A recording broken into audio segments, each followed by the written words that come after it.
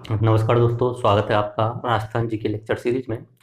आज हम राजस्थान की सिंचाई परियोजनाओं का पार्ट 2, जिसमें इंदिरा गांधी सिंचाई परियोजना के बारे में देखेंगे। पार्ट 1 में हम समझ चुके हैं कि सिंचाई परियोजनाएं क्यों बनाई जाती हैं, क्योंकि खेती के लिए पानी चाहिए होता है। उसमें पानी के 3 तरीके बताए थे, या तो आप नलकूप, ट्यूबवेल लगा दीजिए, दूसरा तरीका बताया था सिंचाई कर दीजिए, और तीसरा तरीका यह था कि भगवान भरोसे रहिए। तो राजस्थान में ज़्यादातर जो क्षेत्र है वो भगवान भरोसे ही रहता है, यानी 2/3 66% के आसपास जो क्षेत्र है वो भगवान भरोसे बारिश पे रहता है। राजस्थान की जब मैंने आपको भौगोलिक विभाजन और जलवायु पढ़ाए थे, तब मैंने बताया था कि अरावली जो पर्वतमाला है राजस्थान को नॉर्मली 2 भागों में बांट देती है। एक हो जाता है पूर्वी राजस्थान और एक हो जाता है पश्चिमी राजस्थान। पश्चिमी राजस्थान में बारिश बहुत कम होती है, वहाँ पे रेगिस्तान है, तो उस साइड में खेती भी नहीं होती है। तो ज़्यादातर जो सिंचाई के लिए जो परियोजनाएं चलाई जाती हैं वो पश्चिमी राजस्थान वाले क्षेत्र के लिए बनाई जाती हैं। तो उनमें से एक सबसे इम्पोर्टेंट जो बनाई गई थी सिंचाई परियोजना वो थी इंदिरा गांधी नहर सिंचाई परियोजना। तो आज हम इसका पूर्ण डिटेल एनालिसिस करेंगे। सबसे पहले हम भारत के नक्शे में देखेंगे, उसके बाद राजस्थान के नक्शे में, और लास्ट में जाते जाते हम इसे सैटेलाइट व्यू में भी हम देख लेंगे। सबसे पहले मैं बताता हूँ, इंदिरा गांधी नहर परियोजना का नाम शुरुआत में इंदिरा गांधी नहर परियोजना नहीं था। इसे शॉर्ट में IGNP बोलूंगा मैं, इंदिरा गांधी नहर परियोजना यानी IGNP। इसका पहले नाम था राजस्थान नहर, नाम से इसे जाना जाता था। इसे मरुगंगा के नाम से भी जाना जाता है। इंदिरा गांधी नहर परियोजना, इसका शॉर्ट हुआ IGNP। इसे राजस्थान की जीवन रेखा के नाम से भी जाना जाता है। लास्ट लेक्चर में मैंने आपको बताया था कि ऊपर से जो नदियां आती हैं पंजाब, हरियाणा, हिमाचल प्रदेश से, वो पाकिस्तान की सिंधु नदी में जाके मिल जाती हैं। जब भारत आज़ाद हुआ था उसके बाद में सन 1960 के आसपास की बात है, तो जो पानी निकल के पाकिस्तान में जाता है तो उस पर विवाद चलता रहता था। तो उस समय भारत के प्रधानमंत्री 1960 में जवाहरलाल नेहरू ने पाकिस्तान के प्रधानमंत्री के साथ मिलकर सिंधु नदी जल वितरण एक ट्रीटी बनाई थी, यानी इंडस ट्रीटी जिसे बोला जाता है, 1960 में बनाई गई थी। तो उस इंडस ट्रीटी के अनुसार से ये जो 6 नदियां मैं बता देता हूँ। सबसे ऊपर जाती है एक सिंधु नदी जो पाकिस्तान में जाती है, उसके बाद में झेलम, चिनाब, रावी, ब्यास और सतलज। इस तरीके से कुल मिला के 6 नदियां हो गई। तो 6 नदियों में से जो ऊपर वाली 3 थी, सिंधु, झेलम और चिनाब, इन 3 नदियों का जो पानी है वो पाकिस्तान के लिए दे दिया गया 1960 की इंडस ट्रीटी के अनुसार, यानी सिंधु संधि के अनुसार।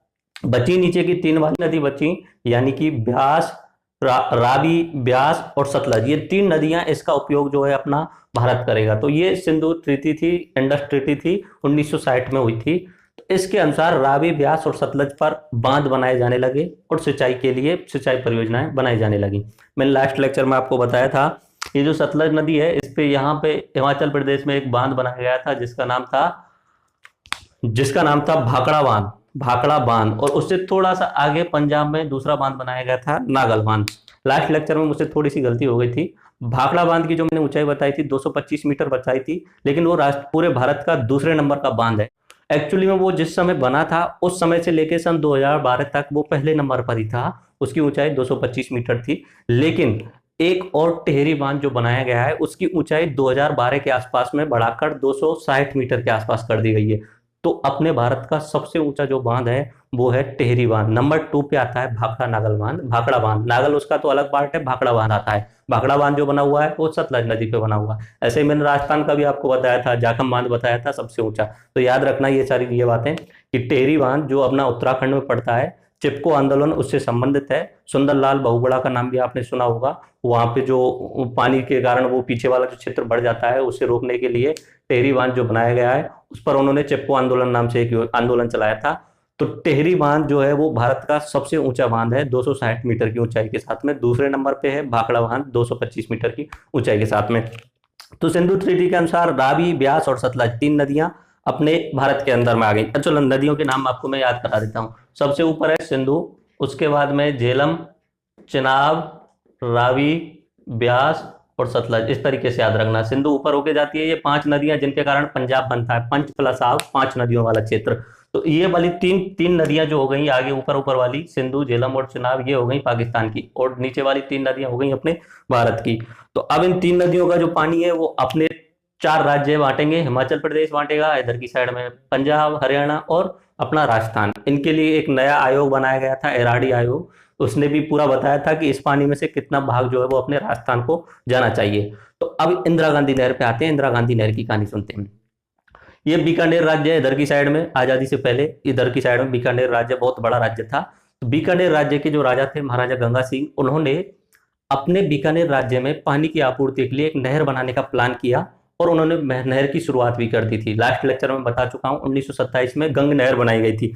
गंग नहर जो बनाई गई थी, ये जो सतलज नदी है, यहाँ पे तो मैंने बताया था हरिके बैराज, उससे थोड़ा सा आगे जाने पर भारत और पाकिस्तान की बॉर्डर पर, भारत और पाकिस्तान की बॉर्डर पर हुसैनी वाला नाम का एक स्थान है, हुसैनी वाला बॉर्डर भी बोलते हैं, वहां पे गेट है हुसैनी वाला, इधर की साइड में भारत और उधर की साइड में पाकिस्तान।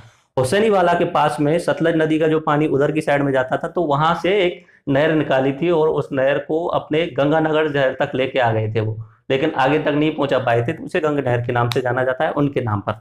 ठीक है, तो ये पहली नहर थी अपने राजस्थान की। उसके बाद में बात करते हैं इंदिरा गांधी नहर के बारे में। यहाँ पे 1948 में, ये देख लीजिए एक बार, 1927 में महाराजा गंगा सिंह ने गंग नहर लेके आए थे और हुसैनी वाला पाकिस्तान पंजाब में पड़ता है और अपने श्री गंगानगर तक लेके आए थे। अब बात आ जाती है 1948 की। 1948 में बीकानेर के जो शासक थे महाराजा शार्दुल सिंह थे, उन्होंने इंजीनियर कंवर सेन को अपने पास में बुलाया और उन्हें काम सौंपा कि हमारे बीकानेर में नहर की जरूरत है, आप इस पे कोई भी परियोजना लाओ, कुछ भी करो, हमें पानी की सुविधा उपलब्ध करवाइए। तो उन्होंने इंजीनियर कंवर सेन को बुलाया। इंजीनियर कंवर सेन ने उसी समय एक किताब लिखी थी, बीकानेर राज्य को पानी की आवश्यकता। ये उन्होंने किताब लिखी थी। तो पूछ लिया जाता है कि बीकानेर राज्य को पानी की आवश्यकता, ये किताब किन्होंने लिखी थी? तो इंजीनियर कंवर सेन थे। और राजा कौन थे? महाराजा शार्दुल सिंह। तो उन्होंने ये किताब लिखी, उस किताब के आधार पे राजस्थान सरकार ने या बीकानेर राज्य के जो भी थे एमपी एमएलए, आजादी के बाद चल रही है तो उस समय राजा तो रहे नहीं, राजा नहीं रहे, तो उन्होंने अपनी सिफारिश जो है अपनी केंद्र सरकार के पास में भेज दी। केंद्र सरकार ने उन सिफारिशों को मानते हुए राजस्थान के लिए राजस्थान नहर का निर्माण की मंजूरी दे दी। अब राजस्थान नहर के निर्माण के लिए पानी चाहिए, वो पानी कहाँ से आएगा? मैंने बताया था लास्ट लेक्चर में, ये आ रही है, ये नदी आ रही है, जो आ रही है ब्यास, और इधर की साइड से आ रही है सतलज। ये इधर पर हरिके नाम की एक जगह है, वहां पे मिलती हैं। तो हरिके पास में बांध बना दिया है, हरिके नाम की जगह के पास में बैराज, BARRAGE, बैराज का मतलब होता है बांध। तो यहाँ पे बांध बना दिया गया है, यहाँ से पानी निकाल के अपने राजस्थान के लिए भेजा जाएगा। तो इसे नॉर्मली 2 चरणों में किया गया था। पहले चरण में यहाँ से लेके, इस जगह से लेके, पंजाब के फिरोजपुर जिले से लेके और अपने हनुमानगढ़ में मसीता वाली हेड तक पानी लेके आना था, यानी इसे राजस्थान फीडर। फीडर का मतलब होता है EEDER, फीडर यानी किसी को भोजन देना या इस तरीके से पहुंचाना।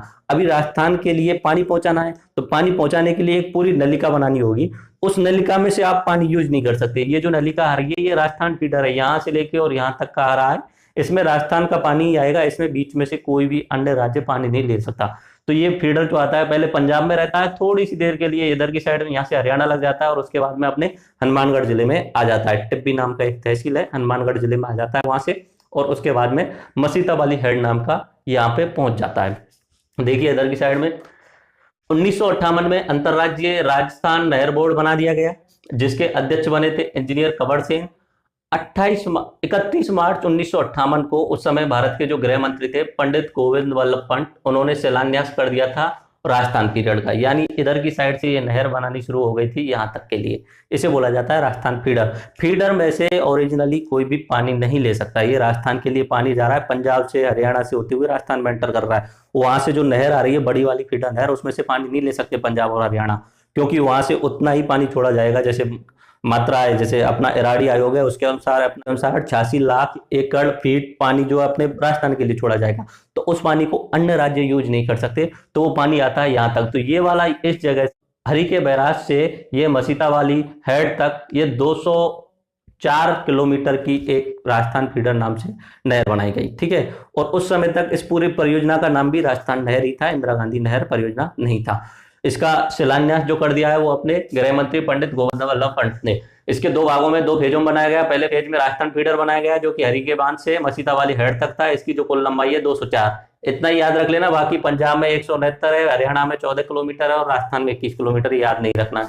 यहाँ तक फीडर आ गया। अब इसके बाद में मुख्य नहर का काम शुरू होता है, यहाँ से लेके और इस जगह तक, ये मोहनगढ़ नाम की एक जगह है वहां तक का। ओरिजिनली तो बीच में यहाँ पे सत्तासन नाम की एक जगह है बीकानेर में, वहां तक बनाना था इस नहर को, लेकिन बाद में इसे थोड़ा सा और आगे तक बढ़ा दिया गया, यानी जैसलमेर के मोहनगढ़ तक बढ़ा दिया गया। तो यहाँ से लेके मसीता वाली हेड से मोहनगढ़ तक मुख्य नहर है, और हरिके बैराज से लेके मसीता वाली तक जो है अपना राजस्थान फीडर है। तो ये याद रखना, पहले राजस्थान फीडर पड़ता है, उसके बाद में मुख्य नहर आती है जिसे हम आईजीएनपी बोल सकते हैं। इसकी जो लंबाई है 445 किलोमीटर, ये याद आप रख सकते हो।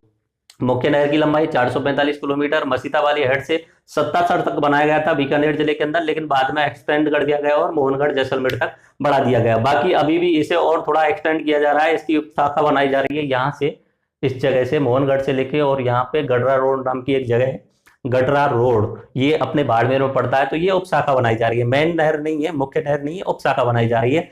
तो ये उपशाखा गडरा रोड बीकानेर तक, इसकी जो लंबाई है वो 165 किलोमीटर है। अब मैं आपको राजस्थान के मैप में ले चलता हूँ और वहां पे जो जो इसकी मुख्य नहर नहर के जो छोटी छोटी शाखाएं हैं, लेफ्ट नहर है, उनको आपको उस नक्शे में दिखाता हूँ। तो अभी हम राजस्थान के मैप पर आ गए हैं। जैसा कि मैंने बोला था कि सबसे पहले हम भारत के मैप में देखेंगे इंदिरा गांधी नहर को, उसके बाद राजस्थान के मैप में, और लास्ट में हम सैटेलाइट व्यू भी देखेंगे। तो मैंने बताया था इंदिरा गांधी नहर के दो भाग हो गए, यानी पहला राजस्थान फीडर 204 किलोमीटर का है, दूसरा राजस्थान की जो मुख्य नहर थी, राजस्थान नहर नाम से जाना जाता था जिसे, तो उसका जो लंबाई थी 445 किलोमीटर थी। उसके उसके बाद में उसकी जो शाखा निकाली गई थी मोहनगढ़ से और गडरा रोड तक, वो 165 किलोमीटर। अभी हम उसे सब राजस्थान के मैप में देखते हैं।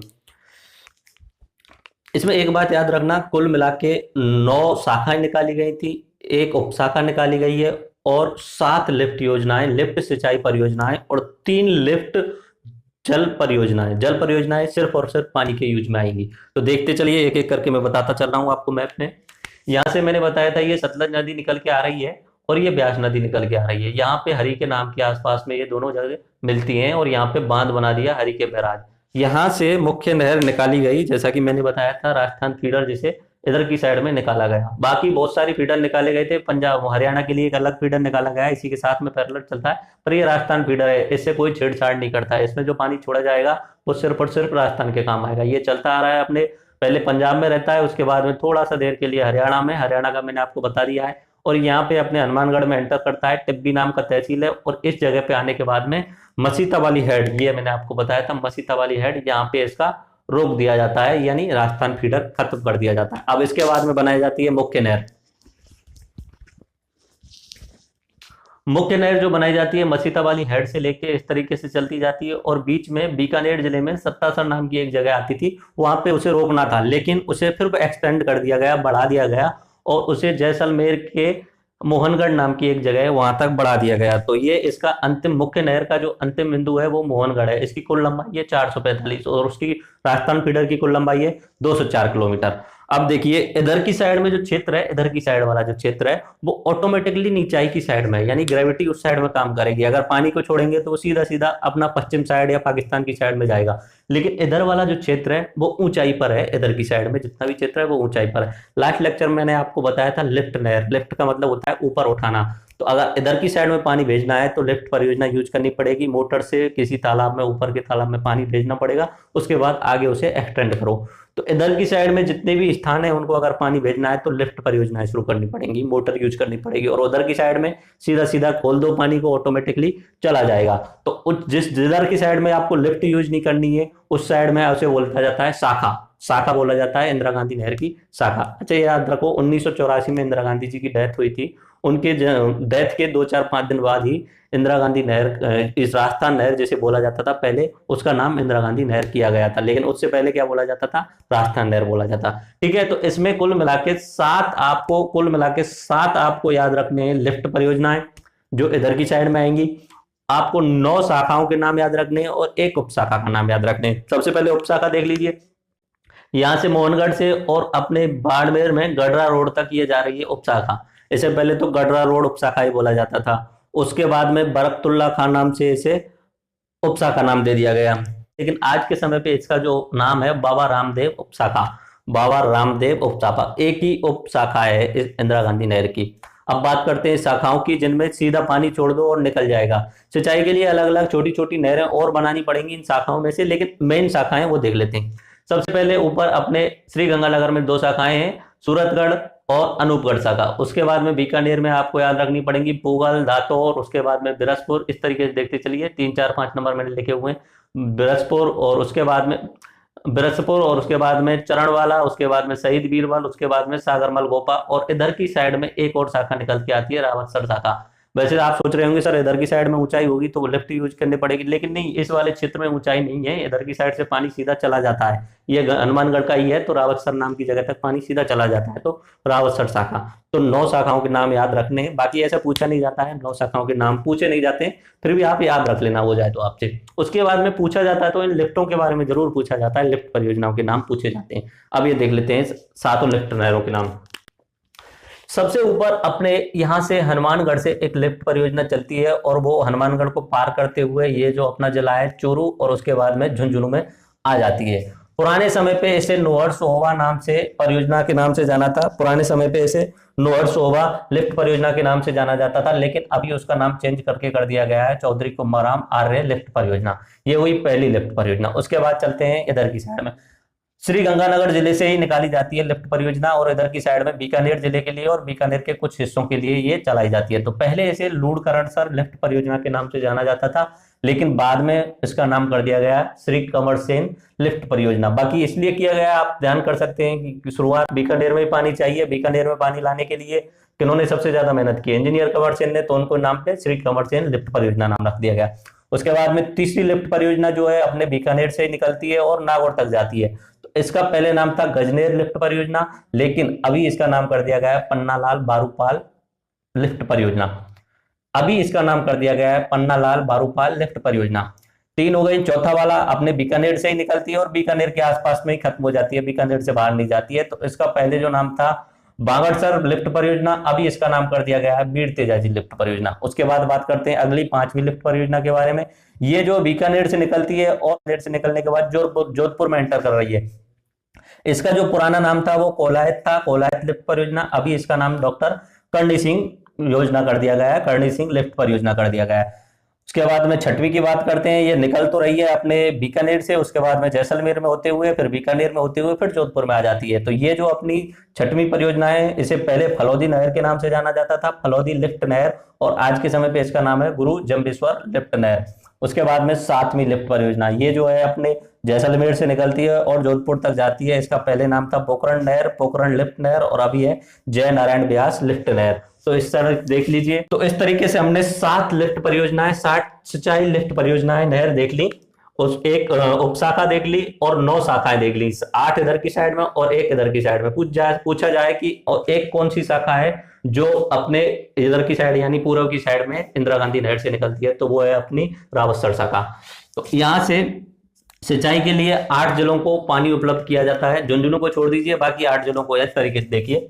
गंगानगर को पानी दिया जा रहा है, हनुमानगढ़ को पानी दिया जा रहा है, चूरू को पानी दिया जा रहा है, झुंझुनू को पानी नहीं दिया जा रहा है सिंचाई के लिए। सिंचाई की बात चल रही है, सिंचाई के लिए पीने के लिए झुंझुनू को भी पानी दिया जाता है। ये जो परियोजना जा रही है लिफ्ट नहर, इससे झुंझुनू तक पानी पहुंचता है। उसके बाद में बीकानेर हुआ, बीकानेर के बाद जैसलमेर, जैसलमेर के बाद में जोधपुर, जोधपुर के बाद में नागौर, और इधर की साइड में बाड़मेर। इस तरीके से 8 जिलों को सिंचाई के लिए पानी दिया जा रहा है। देख लीजिए, गंगानगर, हनुमानगढ़, बीकानेर, चूरू, नागौर, जैसलमेर, जोधपुर और बाड़मेर।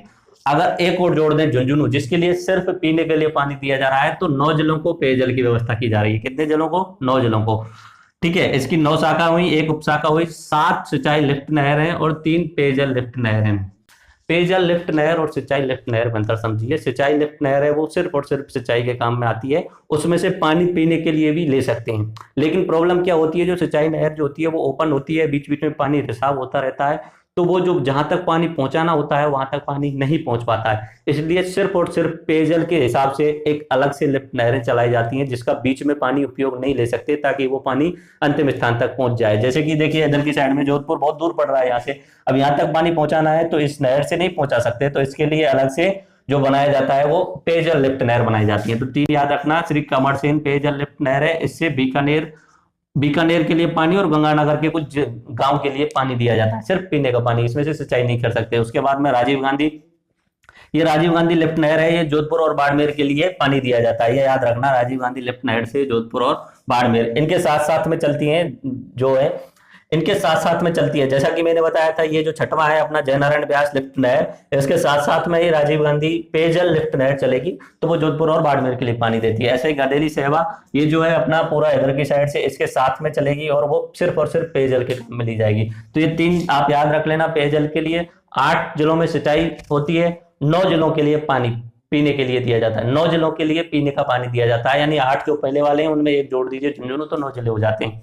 इराडी आयोग मैंने आपको बताया कि ये जो 4-5 राज्य हैं, ये जो 4 राज्य हैं हिमाचल प्रदेश, पंजाब, हरियाणा और राजस्थान, इनमें पानी के ऊपर झगड़ा होता है, तो इस पे विवाद चलता है। इस पूरे वाले भारत वाली जो परियोजना है उसे ब्यास परियोजना के नाम से जाना जाता है। मैंने बताया ना, सिंधु नदी पे सिंधु ट्रीटी हुई, सिंधु संधि हुई 1960 में। उस समय ऊपर वाली 3 नदियों का पानी जो अपने पाकिस्तान को दे दिया गया, उन पे भारत बांध नहीं बना सकता, नीचे वाली 3 नदियों का पानी अपने भारत के पास में आ गया। इसीलिए तो यहाँ पे इधर की साइड में हरिके बैराज बनाया गया था, ये पानी फैल के उधर की साइड में जा रहा था पाकिस्तान में, उससे अच्छा है कि यहीं पे यूज करो, क्योंकि ये पानी जो है अपने क्षेत्र में आ गया हमारा। तो उसमें तो इन चारों राज्यों में जो विवाद होता है उसे सुलटाने के लिए इराडी आयोग बनाया गया है। इराडी आयोग ने अपने राजस्थान के लिए इराडी आयोग बनाया गया 1986 में। इस ब्यास परियोजना में से राजस्थान के लिए 86 लाख एकड़ फीट पानी अपने राजस्थान के लिए एलोकेट कर दिया कि इतना पानी ये हरिके बैराज से या बागड़ा नागल बांध सबसे मिला के अपने राजस्थान को देना पड़ेगा। ठीक है, इसे आप 86 लाख को 8.6 मिलियन भी बोल सकते हो। 1 मिलियन का मतलब होता है 10 लाख। तो इसे आप 86 लाख एकड़ फीट को 8.6 मिलियन एकड़ फीट वाटर भी बोल सकते हो। तो इतना पानी आता है अपने राजस्थान के लिए। उसमें से ज्यादातर जो पानी आता है करीब करीब 80 लाख एकड़ फीट के आसपास में, वो राजस्थान फीडर के थ्रू इंदिरा गांधी नहर के लिए आता है। बाकी गंग नहर के लिए भी आता है थोड़ा सा, और मैंने आपको बताया था भाखड़ा परियोजना, उससे भी थोड़ा बहुत हनुमानगढ़ जिले के लिए आता है। ठीक है, इसके बाद में इंदिरा गांधी नहर के बारे में मैंने बता दिया अभी 7.9 यानी 79 लाख जितना 86% जो पानी है वो सिर्फ इंदिरा गांधी नहर के लिए आ रहा है। बाकी कुछ 2-3 नहरें और बताइए आपको, उनसे आता है। एक इसे इसे मरुगंगा के नाम से जाना जाता है, राजस्थान की जीवन रेखा के नाम से भी जाना जाता है, पहले भी बता चुका हूँ। अपनी इंदिरा गांधी नहर परियोजना को, आईजीएनपी को मरुगंगा के नाम से भी जाना जाता है और राजस्थान की जीवन रेखा के नाम से भी जाना जाता है। 9 शाखाओं और इसकी लिफ्ट परियोजना को याद करने का कोई ट्रिक है वो आप देख लीजिए। बाकी ट्रिक्स पे मैं विश्वास नहीं करता, फिर भी आप देख लीजिए। ये ट्रिक है, सर अभी 5 बरस दासा। सा का मतलब हुआ सूरतगढ़ वाली शाखा, सूरतगढ़ वाली ऊपर ऊपर वाली। रा का मतलब हुआ रावतसर इधर वाली। आ का मतलब हुआ अनूपगढ़। बी का मतलब हुआ शहीद बीरबल। पा का मतलब हुआ पुगल वाला। चा का मतलब हुआ चरण वाला। बरस का मतलब हुआ बिरसरपुर, ये वाली अपनी 5वीं शाखा बिरसपुर। और दा का मतलब हुआ दातौर, और सा का मतलब हुआ सागरपुर। दा का मतलब हुआ दातौर और सा का मतलब हुआ सागरमल गोपा। तो इस तरीके से आप 9 शाखाओं के नाम याद कर सकते हो। सर अभी 5 बरस दासा कर लीजिए, कोशिश कीजिए। बाकी आपको मैप में दिखा चुका हूं, 1-2 बार आप वीडियो 2 बार देख लेंगे तो ऑटोमेटिकली याद हो जाएगी। उसके बाद में ये जो लिफ्ट नहर है, इनके पुराने नाम और नए नाम याद करने का बहुत आसान ट्रिक है, ये भी आप देख लीजिए। ये आपको एक दोहे की तरह बोलना पड़ेगा, आप बार बार में बोलेंगे तो आपको याद हो जाएगा। पोकरणी गजपन्ना बाग तेजाजी पोक नारायण फजाबर राम बीलू कबर साचौद। दोबारा बोल के देख लीजिए। कोकर्णी गजपन्ना बाग तेजाजी पोक नारायण फजाबर राम बीलू कबर साचौद। कोकर्णी पहले जो कोलायत नाम से थी उसे करणी सिंह नाम दे दिया गया है। ये वाली जो आप नहर ई नंबर वाली जो नहर बताई मैंने, ये इसे पहले कोलायत नाम से जाना जाता था, अभी डॉक्टर करणी सिंह के नाम से जाना जाता था।